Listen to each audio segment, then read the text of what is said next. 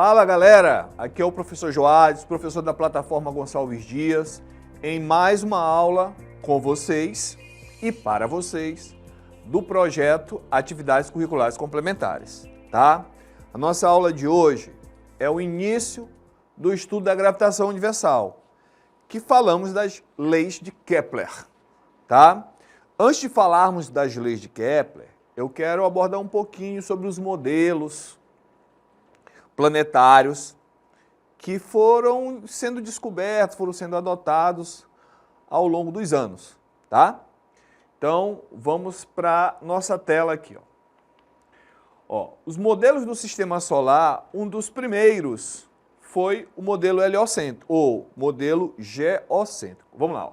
Muitas civilizações antigas, além de observar e classificar os astros, também chegaram a construir observatórios fixos para comparar a posição das estrelas com o correr do tempo. Muitos foram os modelos para explicar a posição relativa dos planetas, do Sol e da Terra. Então, aqui você tem um exemplo do modelo geocêntrico. Geo, terra, cêntrico, era o centro do nosso sistema solar. Então, isso começou muito com o Ptolomeu. Ele considerava que a Terra era o centro do nosso sistema solar e todos os outros planetas, inclusive a Lua, Vênus e até mesmo o Sol, giravam em torno da Terra. Só que observações mais finas, mais apuradas, iam de encontro com esse modelo, tá? E ele era um modelo importante porque ele era muito aceito pela Igreja Católica da época, né? Que a maior criação de Deus, que era a Terra, o local onde habitam os seres humanos, a criação de Deus, deveria ser o centro do universo e tudo girava em torno da Terra. Então, era um modelo muito bem aceito pela Igreja. Porém, com o passar do tempo, foi vendo que as outras observações mais finas, iam de encontro com esse modelo. E aí, o Nicolau Copérnico, no século XVI, propôs um outro modelo, que é o modelo heliocêntrico. Hélio significa Sol, cêntrico, centro do universo, que é adotado até hoje, tá? Em que o Sol é o centro do nosso sistema planetário, e os outros planetas, entre eles a Terra, orbitam em torno do Sol. Então está aqui, ó, o Sol, o centro do nosso sistema.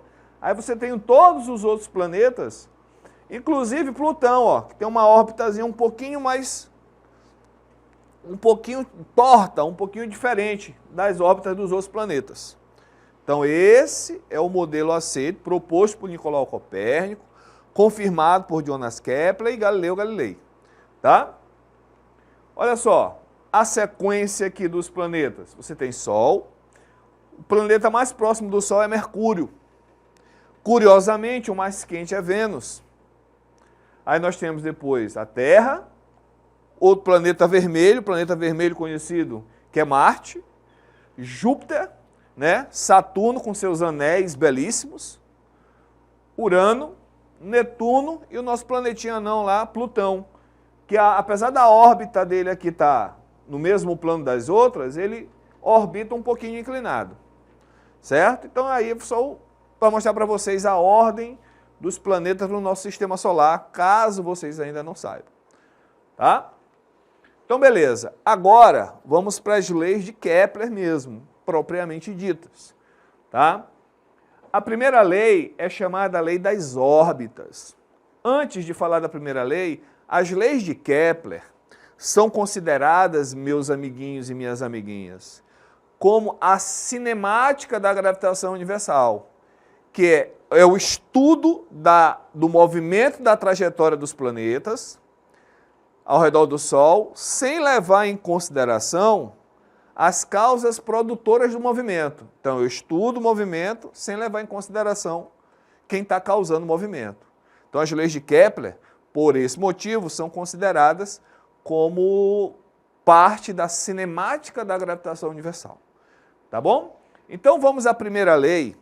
Ela é relativamente simples. Diz assim, ó, os planetas giram em torno do Sol em órbita elíptica, com o Sol em um dos focos dessa elipse. Bem, qual é a surpresa aí, Joadson? É porque se pensava que a trajetória dos planetas ao redor do Sol não era assim esse formatinho ovalar, tá? Esse formatinho assim que lembra uma bola de futebol americano, né? Que esse formato é elíptico. Pensava-se que o formato era circular e o Sol no centro. Se o formato é circular com o Sol no centro, em qualquer época do período, que é o tempo que ele gasta para dar uma volta, o planeta vai estar à mesma distância do Sol, o que não ocorre. Como a trajetória é uma elipse, a geometria analítica diz que a elipse ela tem dois focos. E o Sol ocupa um desses focos. Aí, qual é a consequência disso, meus amigos e minhas amigas? É o seguinte, tem épocas do ano que o Sol passa, que a Terra passa perto do Sol. Lembra que anteriormente como era que o Sol era chamado aqui, ó, Hélio. Então, a posição que a Terra passa perto do Sol de Hélio, perto do Hélio, é chamado periélio. Aí tem épocas do ano em que a Terra passa afastado do Hélio, afélio, tá? Então, ó, periélio e afélio. Pelo fato da órbita ser elíptica, surge o periélio e surge o afélio, tá? É uma consequência. Então, a órbita não é circular. A primeira lei só diz isso. Só isso mesmo. Vamos para a segunda lei. Diz assim, ó. Na tentativa de entender como que o movimento dos planetas ao redor do Sol acontece, baseado em que regras universais, começou a se observar bastante e chegou a essa conclusão que eu acho belíssima. Assim, ó, o segmento que une o Sol ao planeta, chamado raio vetor, varre áreas iguais em intervalos de tempos iguais. Uma consequência que eu vou explicar deste fato é que a velocidade do planeta ao longo da sua trajetória orbital é diferente, sendo maior quando o planeta se aproxima, quando o planeta se encontra mais próximo do Sol, no seu periélio, e menor quando o planeta está mais afastado do Sol, ou seja, no afélio. Mas a lei, essa aqui é a consequência, né? A lei mesmo é o seguinte, ó, o raio vetor varre áreas iguais em intervalo de tempos iguais. Beleza? Bora lá para a figura. Olha só. Primeiro, o que é o raio vetor? É um segmento de reta, um pedaço de reta, que vai da Terra ao Sol. Daqui é o raio vetor, ó. Aqui é o raio vetor. Olha o raio vetor aqui, ó. Quando ele está lá na região do afélio, ó. O raio vetor é esse segmento de reta. Então, vamos observar o seguinte. Imaginemos o seguinte, a Terra está fazendo isso, ó. Do ponto K até o ponto L, a Terra fez isso. Esse intervalo de tempo, vamos supor que seja de um mês. Então a Terra saiu do K, foi, e lá para o L, em um mês. Estou colocando esse intervalo só para a gente imaginar melhor. O raio vetor é esse segmento aqui, ó. Olha o que ele faz. Ele faz. Se ele acompanhar a Terra, ele faz isso assim, ó. Ele vai varrer essa área. Beleza? Que chamou de área 2, porque eu comecei a pular, né? Aí vem para cá agora, ó. Aí a gente parou de observar um pouquinho e depois de muito tempo, tipo uns 6 meses, aí fomos observar de novo. Ele já estava no ponto M. Como aqui a minha observação durou um mês, aqui eu vou observar de novo por um mês. E aí, Jonas Kepler observou que em um mês, olha o quanto que ele andava em um mês. Agora, compara aqui, ó, em um mês ele anda um pouquinho. Aqui ele anda bem mais em um mês. Aí ele varre essa área aqui, ó. Varreu essa área aqui. A lei diz o seguinte, ó, se esse tempo é igual a esse tempo, Essa área é igual a essa área. Varre áreas iguais em tempos iguais, tá? Mas se vocês perceberem, qual é a consequência disso? Quer ver? Percebam o seguinte. Olha esse trecho aqui, ó. Primeiro trecho. Olha esse trecho aqui, ó. Esse segundo trecho. Ou vamos chamar esse aqui de primeiro trecho, que é da área 1. Olha esse primeiro trecho, em um mês. Olha esse segundo trecho, em um mês. Qual dos dois trechos é o maior? É aqui, ó. Então aqui ele está mais rápido. E ali ele vai mais devagar. Então ele faz assim, ó. Vum, ganha velocidade, aí vai diminuindo a velocidade, diminuindo, e lá passa devagarzinho, devagarzinho. E aqui ele vem aumentando, aumentando a velocidade. E aqui ele passa mais rápido, e quando ele sai daqui ele vai diminuindo a velocidade. Essa é a consequência da segunda lei de Kepler. Beleza? Varre áreas iguais em intervalo de tempos iguais. É a lei das áreas. Tem livro que diz assim, ó. Velocidade areolar constante. Significa dizer que varre áreas iguais em intervalos de tempo iguais. Beleza? Vamos para a terceira lei agora. A terceira lei de Kepler é a lei dos períodos, tá? É a que se faz um pouquinho mais de conta. Vamos ver aqui, ó. O quadrado do período de revolução de cada planeta é proporcional ao cubo do raio médio da sua órbita. Por isso, quanto mais... Essa aqui já é a consequência. A terceira lei acaba bem aqui, ó. Órbita. Vou repetir. O quadrado do período de revolução de cada planeta é proporcional ao cubo do raio médio da sua órbita. Por isso, vamos para a consequência. Por isso, quanto mais distante o planeta estiver do Sol, mais tempo ele levará para completar a translação. Matematicamente, a terceira lei de Kepler é descrita da seguinte maneira. Ó, o tempo que o planeta gasta para dar uma volta ao redor do Sol é elevado ao quadrado. Esse período de revolução, gente, é o tempo que o planeta vai gastar para dar uma volta ao redor do Sol. Lembra a Terra? Quanto tempo a Terra gasta para dar uma volta ao redor do Sol? 365 dias. 365 dias, 4 horas, 48 minutos e 48 segundos. Que a gente faz o seguinte, a gente arredonda para 365 dias e 6 horas. Aí eu tiro as 6 horas para ficar os 365 dias, mas a gente guarda essas 6 horas. No próximo ano, guarda mais 6 horas, aí já tem 12.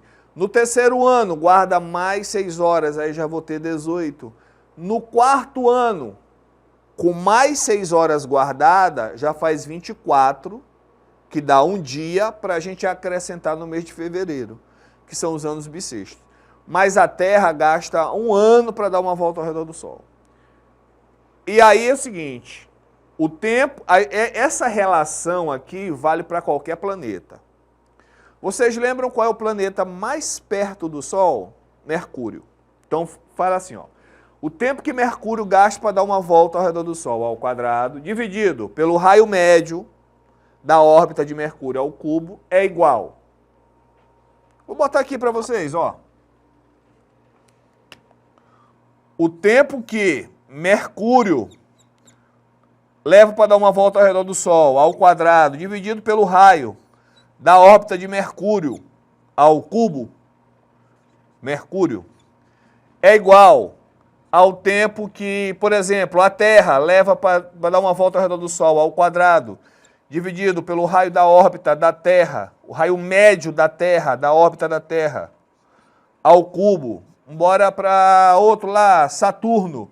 O tempo que Saturno gasta para dar uma volta ao quadrado, dividido pelo raio da órbita de Saturno, ao cubo. Vai lá para Plutão. O tempo que Plutão gasta para dar uma volta ao quadrado, dividido pelo raio da órbita de Plutão, ao cubo, e isso serve para qualquer planeta, constante. Essa é a terceira lei, tá? A relação entre esses dois aí, o quadrado do período e o cubo do raio médio. Beleza, onde T corresponde ao tempo de translação, R é o raio médio da órbita e K é o valor que é constante. Aí botei essa tabelinha aí só para vocês saberem, olha só. Mercúrio, quanto tempo gasta para dar uma volta? 0,241 ano. Vênus, 0,615. tá? 661,5% de um ano. A Terra é um ano. Olha, quanto mais distante vai ficando do Sol, maior é o tempo que gasta para dar uma volta. Dá uma olhada aí em Netuno. Ele gasta para dar uma volta ao redor do Sol 165,4 anos. Tá? É o tempo que que Netuno gasta para dar uma volta ao redor do Sol. E se nós fizermos a relação, ó, como dá tudo parecido, ó, dá 1,002, dá 1, 0,999, que é muito perto, olha, tudo muito pertinho, tá? Então, também eu acho muito bonita essa lei aí, que conseguiu fazer a relação entre período de revolução e tempo gasto para dar uma, e o raio médio da órbita, tá? Que é essa relação aqui, ó. Beleza? Ok. E agora, para fixar melhor o conteúdo, vamos para o exercício, tá bom? Então veja aqui, ó. As afirmações seguintes referem-se à terceira lei de Kepler, a lei dos períodos. Então vamos aqui.